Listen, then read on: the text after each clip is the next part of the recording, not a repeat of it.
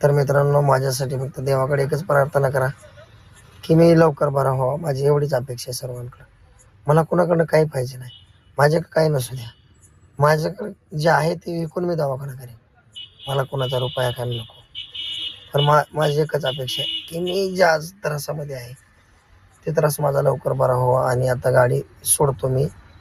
ह्या आता कसं बसं मला गावाकडे जावं लागणार आणि गाडी सोडावं लागणार. मित्रांनो, खूप काही सहन केलं पण आता सहन होत नाही. खूप दिवस आपल्याला कुठेतरी जिंकायचं आहे म्हणून स्वतःच्या शरीराची काळजी घेतली नाही मी. खरंच घेतली नाही, कुठं सांगत नाही. पण मला आता खूप बेजार आहे. खूप माझे सांगायसारखं नाही. देवानं चांगली बुद्धी द्यावा आणि कुठल्या दवाखान्यात गेल्यावर मला कुठं तर माझं चांगलं व्हावं. कारण माझ्या शरीराचा त्रास मला सहन व्हाय नाही. कारण मित्रांनो, माझ्या मणक्याला खूप आजार आहे पहिल्यापासून. आहे बघा, मी बेल्ट लावलेला आहे. मला कसलंही हालता येत नाही. मी विटामधनं विट्याच्या तिथे MIDCला गाडी खाली केली आणि मला महिन्याचं झालं खूप त्रास व्हायला लागला आहे. मी हसरा चेहरा करतो. हसऱ्या चेहऱ्यामागं दुःख खूप असतंय. मित्रांनो, खरंच माझं कुटुंब एकतर गरिबीतलं आहे सगळं. माझ्याकडं गाड्या आहेत भिड्या आहेत म्हणून असं काही नाही. मित्रांनो, कर्ज काढून गाड्या घेतलेल्या आहेत. आज आज माझा त्रास मला सहन व्हाय नाही हो.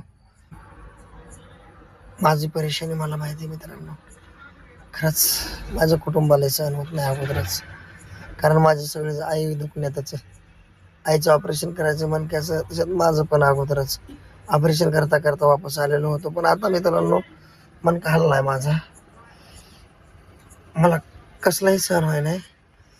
कारण मी थोड्या वेळापूर्वी फळकं पण मला लावून दिले तिथल्या कंपनीतल्या हमाल लोकांनी. आणि पंपात येऊन 2 किलोमीटर बळच आलो. औषध लावलंय. काल बारकाच्या सरांनी मला गोळ्या दिल्या. त्या गोळ्या खाल्ल्या तर आडवं पडलोय. सहन व्हाय नाही मित्रांनो. जर दवाखान्यात मोठ्या जायचीच वेळ आली तर देवा चांगलं करेल. कारण मला गरज आहे. मला मला मला माहिती आहे माझ्या घरात काय दुःख आहे अगोदर. ते माझ्या मालकीणीच्या पण पाठीत दुखते अगोदर. मशीनं पाय दिलेला आहे. माझं असलं आहे, माझ्या आईचं तसलं आहे. देवा बघणारा मी, समजून घे. आणि जर मी जिथं दवाखान्यात जाईन तिथं मला चांगलं बरं व्हावं, माझी एवढीच देवाकडे अपेक्षा आहे. आणि मित्रांनो, पण मला लवकरच आता गाडीवरनं उतरून दवाखान्यात ॲडमिट व्हावं लागणार. कारण मला खूप त्रास आहे.